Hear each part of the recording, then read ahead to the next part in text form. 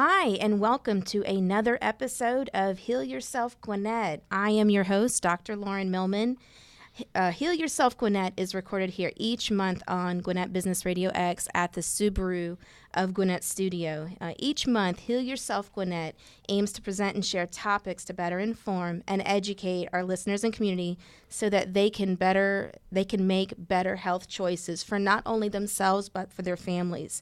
Our show aims to provide ways to live the healthiest and vibrant life possible. We have an exciting show here for you today.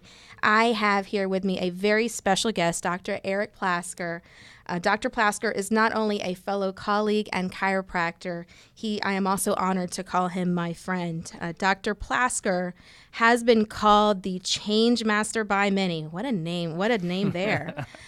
He has been a leader and innovative wellness expert for decades. His presentations, books, articles, and advice reach millions. Through his international best-selling book, The 100-Year Lifestyle, and the 100-Year Lifestyle Workout, and the newly released The 100-Year Lifestyle Second Edition, Dr. Plasker defines a brand new healthcare model for a world of extended lifespans. This new model combines the best of both crisis care and lifestyle care so that individuals can maximize their potential, and doctors are equipped to solve the immediate and lifetime care needs of their patients and communities. Dr. Plasker has been featured extensively on CNN, ABC, NBC, CBS, Fox, TBS's movie and a Makeover, the Discovery Channel's Forever Young Show, Chicago Tribune, Atlanta Journal-Constitution, AOL Fit Gloss, Self Magazine, Martha Stewart Radio, Family Circle, Better Homes and Gardens, Women's Day, Connecting with Kids Network, and many more. That was a mouthful. I'm glad I'm here on Heal Yourself. I can tell you that right now. You know, I was just getting ready to say we can add Heal Yourself Gwinnett to this list, and if it's not here in the future, I'm going to be personally hurt if Heal Yourself doesn't go onto this list now. Dr. Plasker is a sought-after keynote speaker for some of the top corporate, university, fitness, and chiropractic platforms in the world. He's married to his wonderful wife, Lisa, for 28 years. They have 3 wonderful children, all of which are in chiropractic school as we speak, which is pretty cool. I'm not going to lie. That's pretty cool. So welcome, Dr. Plasker. Wow. Great to be here. And we really need to simplify and say he's just a really nice guy who's just getting warmed up, helping people make some changes. I can attest to that. If I didn't know you before, I can attest to that. So absolutely. So what I've asked you here to speak with us today about, many of our listeners and subscribers may not have heard of the 100-Year Lifestyle before. Share with us, please. Give us the rundown. What is the 100-Year Lifestyle? How did this model come to be? Well, I appreciate the opportunity to be here, and I'm so excited about the work that you're doing with your patients and your community, helping people heal themselves to live better for today and also really for 80, 90, 100 years and beyond. And, you know, like you, Dr. Lauren, I'm a chiropractor, practiced for 31 years, and saw, like you, babies, kids, families heal themselves, function much better throughout their life, and people through every phase of life. But I was really shocked one day when a 98-year-old man walked into my office, because I had never at the time even seen a 98-year-old man. And when I saw him, it broke my heart, because this beautiful soul was crippled, broke, and alone. He had gotten to 98 years old with incredible suffering, and I had no idea whether or not we can help them as chiropractors. And wouldn't you know it, to make a very long story short, within a month, he's doing much better, moving, healthy, not near as much pain, getting around better. Within 3 months, he's like a little 98-year-old racehorse moving around. And then all the way up, taking care of him till 100. And then one day he came in, and to, again, make this long story short, at 100 years old, he came into my office after disappearing for about a year, came in one day to say thank you for all the care and for the help, and literally passed away right in my reception room. Wow. Yeah, exactly. And, you know, I started to think to myself at that time, I wonder if Max is a 98-year-old. His name was Max. I wonder if Max was an isolated case. I mean, how many 100-year-old people could there possibly be out in the world? And And if there are any, how many of them are suffering and how many of them are enjoying life? And so come to find out that 100-year-old people are the world's fastest growing group, that the listeners to this recording right now, many of them have aging parents and grandparents, some of them who are healthy, many of them who are deteriorating and rotting away.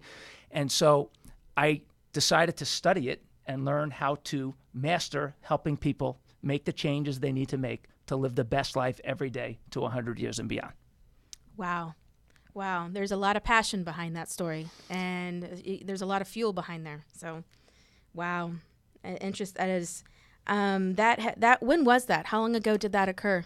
That was in the early 90s. And so we have been nurturing this model for decades, and we've seen people lose weight, get in shape, fix their spine and nervous system, balance themselves out, raise healthier families, start new businesses, fix their relationships, change their relationships, rebuild relationships with brothers and sisters and parents that maybe had gotten disconnected, because there's something about when you're faced with the reality of your potential extended lifespan, it's really a game changer for people. You know, we in our society, especially in the younger generations, you hear people say all the time, well, if you only had 24 hours to live.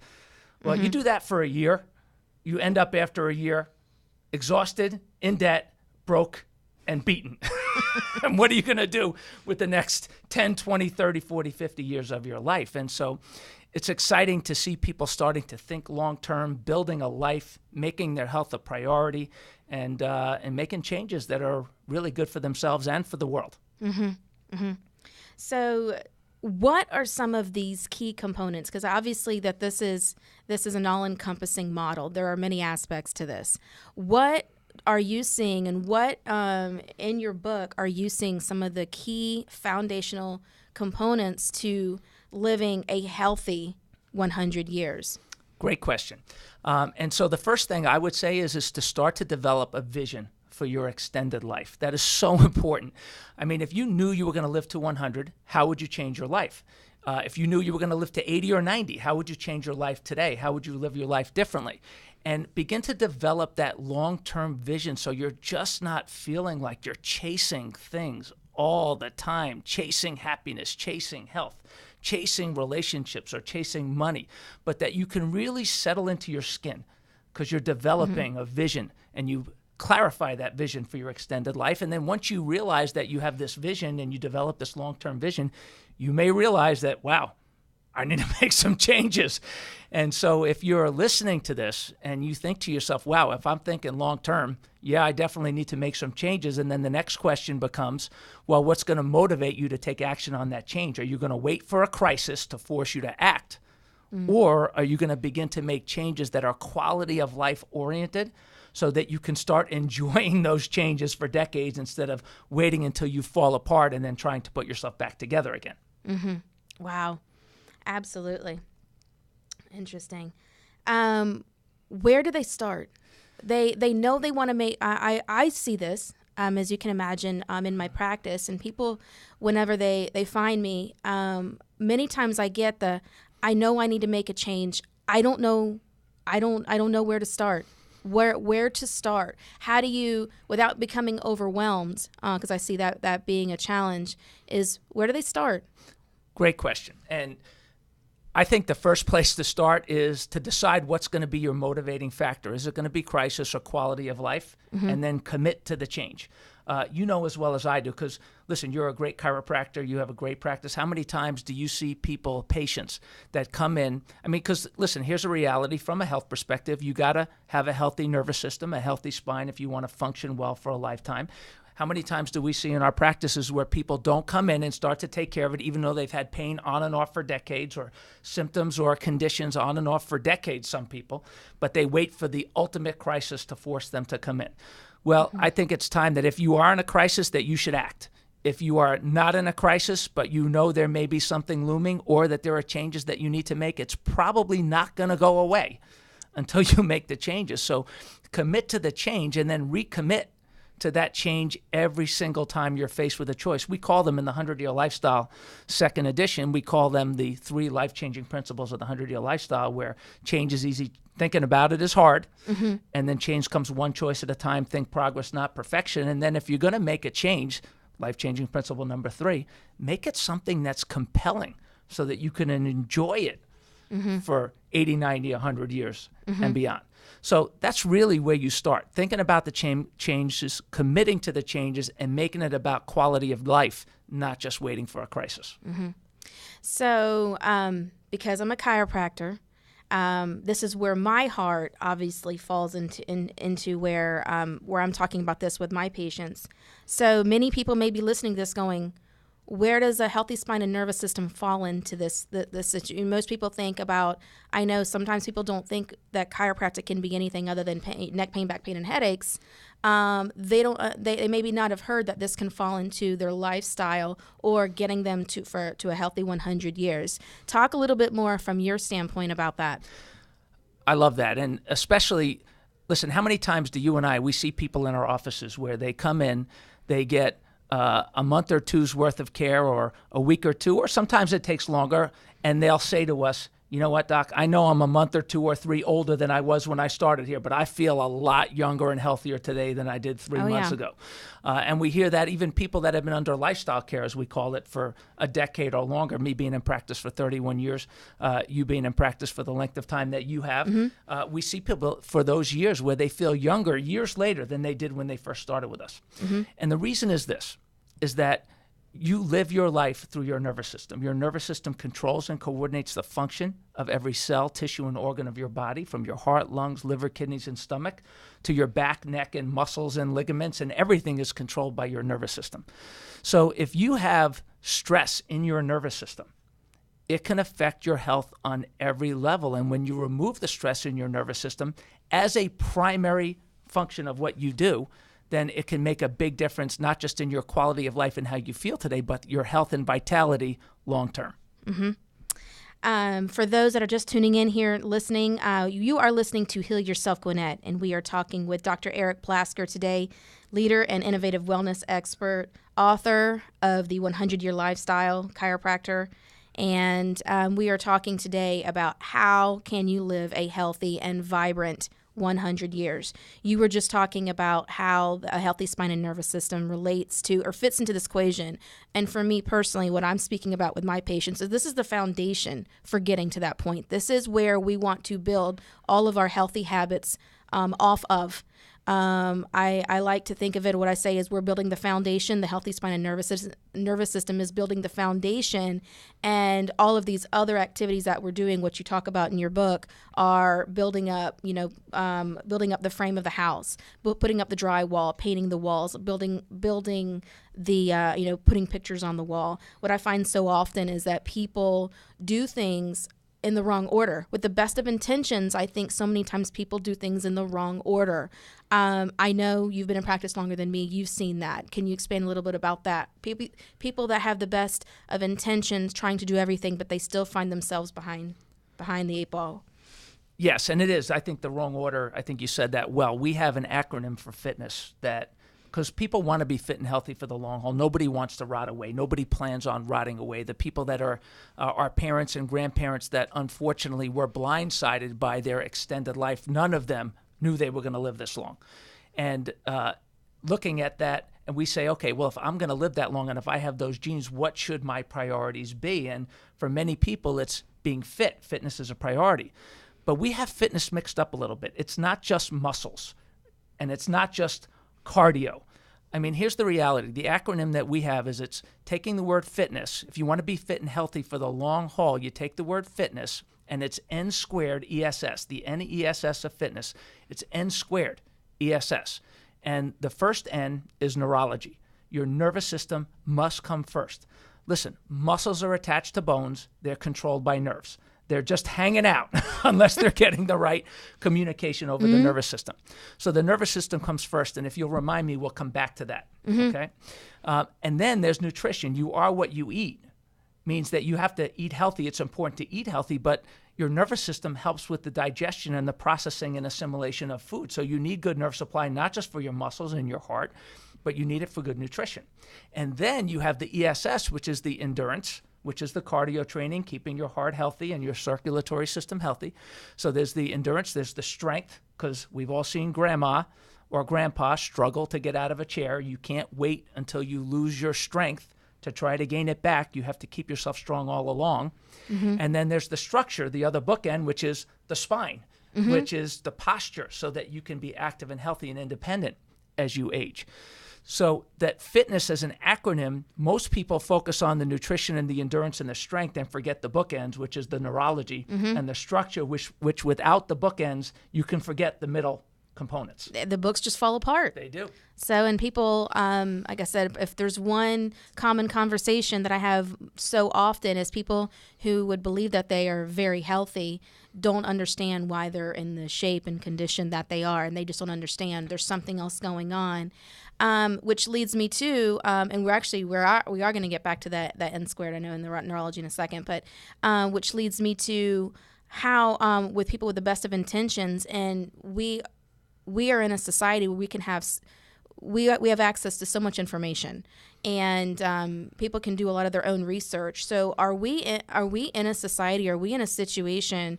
Are we in an environment that people are almost set up to fail? Why have we not heard about this before? Well, many people have heard about it. I mean, fortunately, it's been translated in 6 languages. It's been featured all over the world. And so I'm glad we're getting a chance to talk about it some more.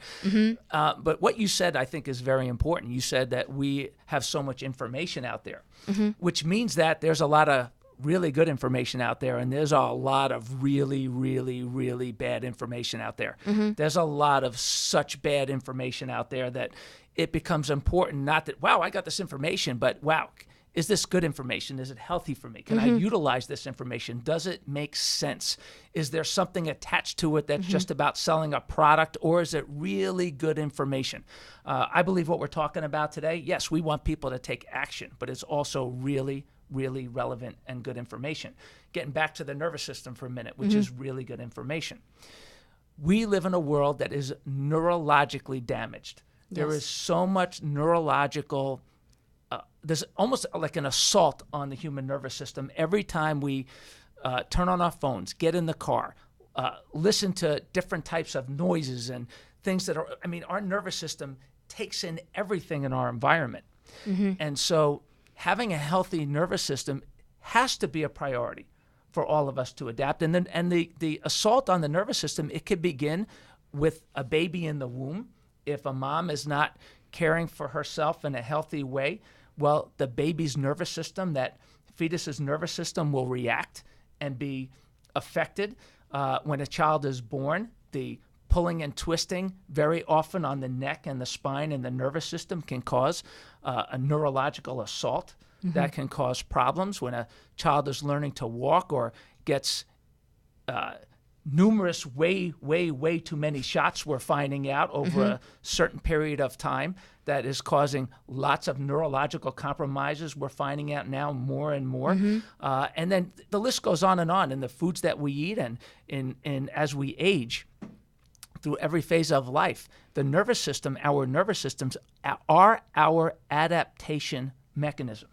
And so what you and I do in helping the nervous system stay healthy, it has become a priority for many people because they don't want to take drugs and have to deal with the side effects of all the drugs. They're sick and tired of thinking that that's the only option, that the secret to health is inside of a pill. And so, you know, I'm excited about the opportunity that the information, that this good information is getting out there so people can make better choices that will support their immediate health as well as their long-term well-being.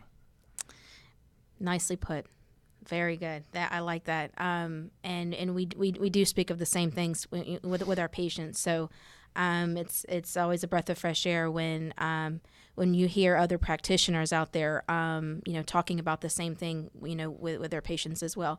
And someone listening to this is going, okay, I haven't had my nervous system evaluated. I don't know what shape it's in. I'm trying to do all these things. This could potentially be a priority for me. What does someone need to be looking for in a chiropractor? Are there chiropractors out there that subscribe to speaking this language and talking about this model? What would you say to that person looking to get that evaluation? I think it's important. One of the things that our affiliates have in common is that they focus on the nervous system. They do. They will examine the nervous system. They'll use different styles, different techniques, depending on their independent offices and what they do and what their individual specialty may be. Sometimes it involves very important and specific palpation or feeling of the different segments of the spine, or evaluating of posture or weight balance, or occasionally computer scanning. Sometimes an x-ray may be necessary, and it just depends on each individual's particular case. What's cool about it, though, is that the evaluation of the nervous system is non-invasive.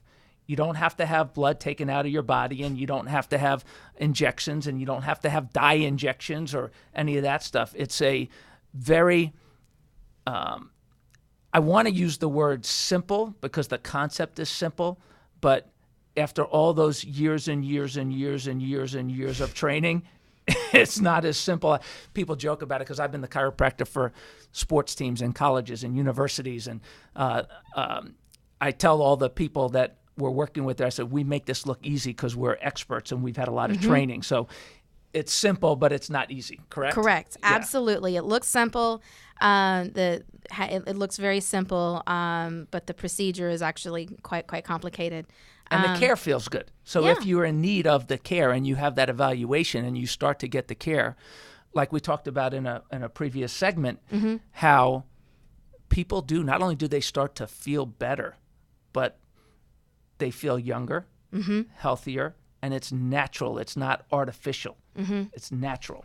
It's a natural state of being. That's probably what, long before I was a chiropractor, I believe that's probably what pulled me to it. Was it just seemed right. It just seemed like the natural progression. It just seems what needs to be in my my routine to keep me well. So we talk. There's a couple more things too that I did want to have you elaborate on, and with the difference in chiropractic, I believe many people think that it can only be utilized in what we call crisis care. And you talk about in your book too, utilizing chiropractic in the needs in the times of crisis care as well as lifestyle care. Can you describe what that difference is? What does that mean? Yes. So philosophically speaking, and this is important, we do not have a healthcare system in this country. We do not have a healthcare crisis in this country. The healthy people are just fine. It's the crisis care people that are in trouble. And so that's important because most of those diseases, conditions that are causing people to die way too young, sadly, to suffer for decades, most of those conditions are lifestyle-oriented conditions or have a neurological component. And so if you live for 40 or 50 years and you ignore the basic fundamentals that we talk about in the 100-Year Lifestyle and in our practices, then at some point a crisis will force you to act, and you will be under crisis care probably for the rest of your life. So crisis care is based on need. It's waiting until you have a disease or a condition or the inevitable something that if you're thinking it's going to happen, you're probably headed in that direction. And so instead of waiting for that crisis, which will be there for you, right? We'll be there for you. Absolutely. We will. We'll help you. But we would much rather see you start to make those changes and what we call make that critical transition in your thinking and in the way you utilize things like chiropractic care and healthy lifestyle choices, using it as a priority, as a part of a lifestyle, making that critical transition from crisis care to lifestyle care so that you keep yourself healthy and on top of your game. The New England Centenarian Study did a research project, and they found that the majority of people that got to 100 years old that were healthy never got sick to begin with. They kept themselves healthy as a part of a lifestyle. Now, there was a smaller percentage that got a second chance. They called them the second chancers. But a lot of those second chancers never made it that far and deteriorated along the way. And so, listen, if you have think about it. You have your aging parents or grandparents. We talk about the Empire formula, the minimum potential years remaining. They'll find that out when they come to your office or go to the 100-Year Lifestyle YouTube page. There's a video on that. When you realize that you may have 30, 40, 50, 60, 70, 80 years in your lineage, you need to make that choice. Are you going to wait for a crisis and deal with it for the last 30, 40, 50, 60 years of your life? Or do you make that transition to lifestyle care and stay healthy along the way? That's both the philosophical and the action-oriented changes that this conversation is about. Wonderful. With your book here, the 100-Year Lifestyle Workout, I have not read the 100-Year Lifestyle Workout. I have a confession to make in this moment. But what I would like for you to discuss here, is there anything that you can say that is specific to those workout buffs out there? Just describe a little bit more about this piece to the 100-Year Lifestyle. Yes. Well, first of all, I must say that I'm excited that it was endorsed by some of the top athletes and fitness experts in the world.